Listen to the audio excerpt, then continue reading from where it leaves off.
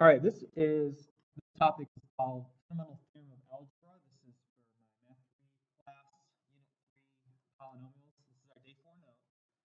And this lesson talks about the importance of finding all zeros of any sort of function, any sort of polynomial function.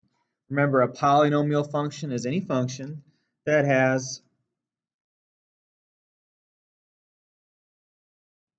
a variable with some given exponents. So for example, you might have something like, 2x squared plus 3x minus 4. That's a polynomial. Poly just means many, many terms.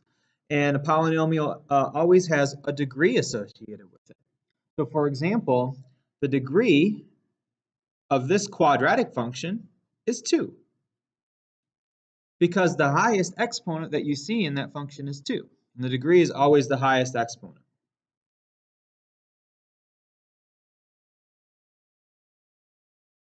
Now, what this fundamental theorem of algebra simply states is there will be as many zeros for that polynomial as the degree. So all that is saying is there are as many roots, or we could call them zeros, as the highest degree of the polynomial.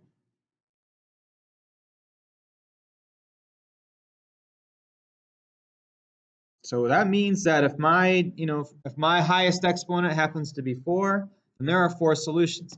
That doesn't mean there always are going to be 4 real solutions, and we're not always going to be able to find them on a graph, but they're there and they exist and we can solve for them. So, the first thing I would do is I would look at that and I would say, well, how can I find any real zeros? Well, my first go-to, my instinct on anything would be to, use your graphing calculator and see if you can find where it intersects with 0. So I would put 2x squared plus 3x minus 4 into y1, and then in y2 I would put 0, and I'd hit the graph button. And I would see, all right, does it intersect with 0?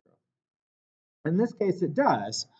And if you notice, it intersects at 2 points with 0. Right here, a little bit less than -2. Let me zoom in on that. And it looks like right around 1, maybe a little less than 1.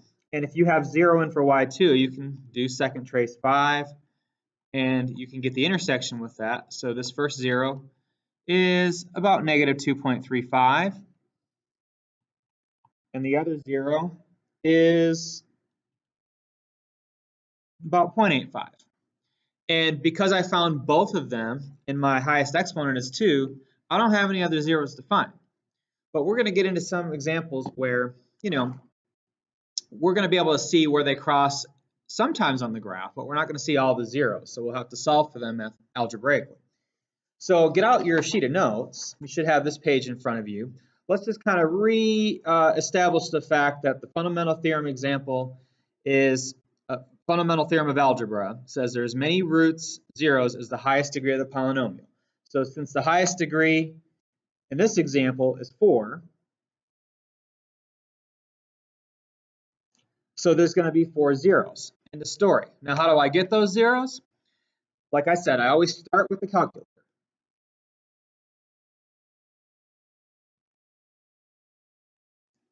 Put the y equals that information in y1 and put y2 equals 0. Okay? So what we're going to do to find all the real zeros is we're going to do that together. So in your y equals, I want you to type in this function here. I'll type it with me, or you can wait for me to do it and then retype it and pause the video. X to the 4th power, right arrow, minus 6x cubed, minus x squared plus 30x. Notice there's no number added onto the end. We don't have to worry about adding any placeholders when we're putting it into the y equals. So let's put your 0 in for y2, and let's just press graph.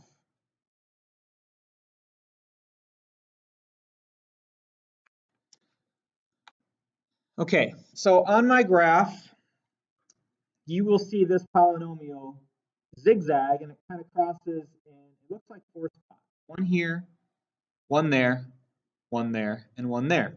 And you might be able to tell where it crosses without having to do any other steps in the calculator.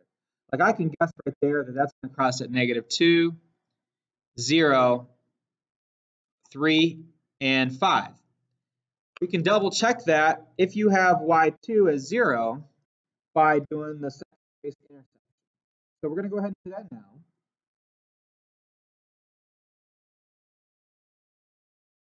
And we're going to find all zeros.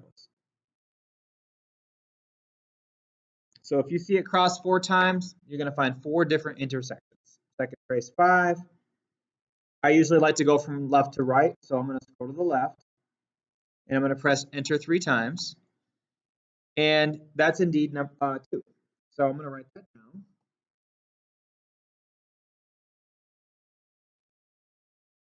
I said 2, but it's -2. So make sure you write -2 down there. You see it's to the left of the origin.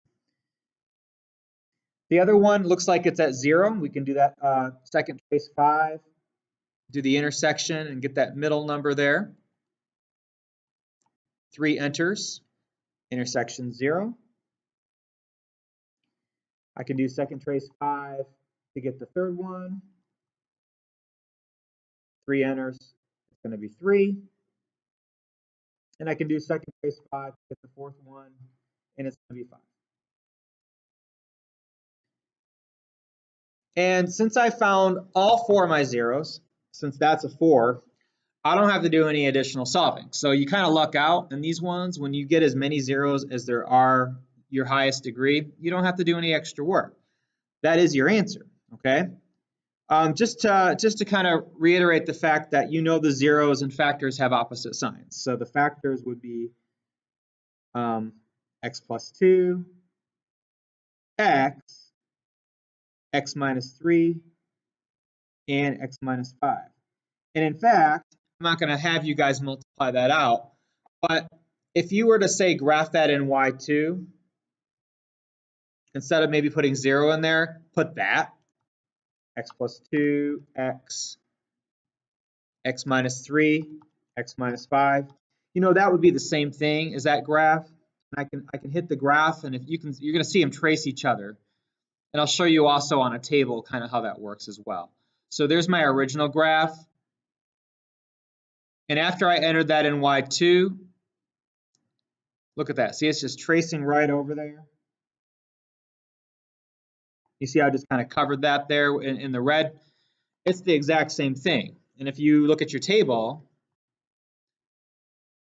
you can see the numbers match up. So those are identical.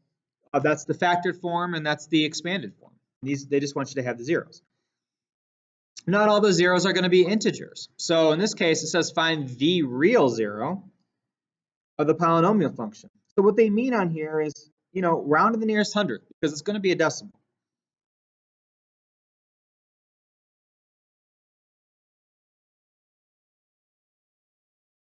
So we'll do that again. We'll put this one in y1. We'll put the 0 back into y2, and we're just going to find the point of intersection. So this function here is x cubed minus 2x squared plus 6x plus 5. Just put a 0 in for y2, clear what you had out in there. Hit the graph button. And we'll get our point of intersection, and we'll round, like I said, to 2 decimal places, the nearest hundredth. Now, even though this says a 3, I only am going to see this cross one time, which means that the other 2 solutions are going to be considered complex solutions, and we'll have to solve those by hand if we want to. But we're not going to do that for this one. So what I'm going to do is I'm going to do second trace 5, scroll kind of where they cross, and I'm going to press enter 3 times. And it looks like my 0 is a negative 0.648.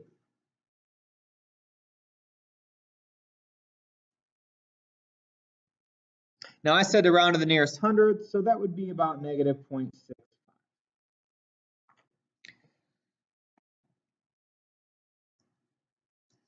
All right, sometimes zeros can be written more than once. So for example, these polynomial expressions down here, the one in example 3 to the left, if you were to expand that, it would actually have an exponent. Its highest exponent would be 4, 5, 6, and that's a 1. Well, those would add up, and that would give you 7. Because this is in factored form, so the degree is 7, which means there's going to be 7 zeros. But if you look at my zeros, my factors, I'm only going to be able to get 3 zeros out of that. So what's going on with the degree being 7, and these 3 factors are the only factors that I have written? Well, what that means is some of them have occurred more than one time. So they're going to have a multiplicity associated with whatever the exponent it's being raised. Let me give you an example. So for this one right here, that x, when the x is by itself, the 0 for that is 0. Now its exponent wasn't there. So by default, its exponent is going to be 1. Therefore, its multiplicity is going to be 1. The multiplicity is simply the exponent for the factor. Since x is a factor by itself, its multiplicity is simply going to be 1.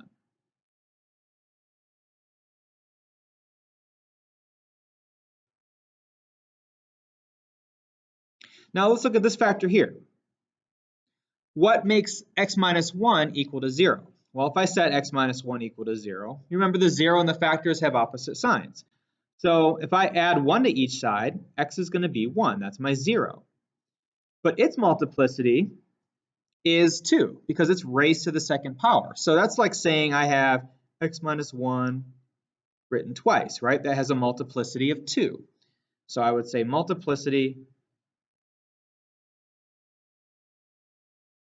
is 2.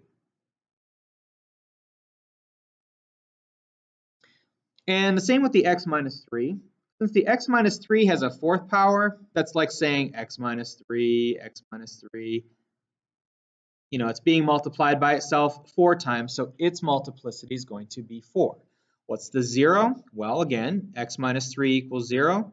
That means if I add 3 to both sides, x is going to be 3 with a multiplicity of 4. So I'd like you to try to pause the video, pause it. See if you can solve these for 0 and state their multiplicities.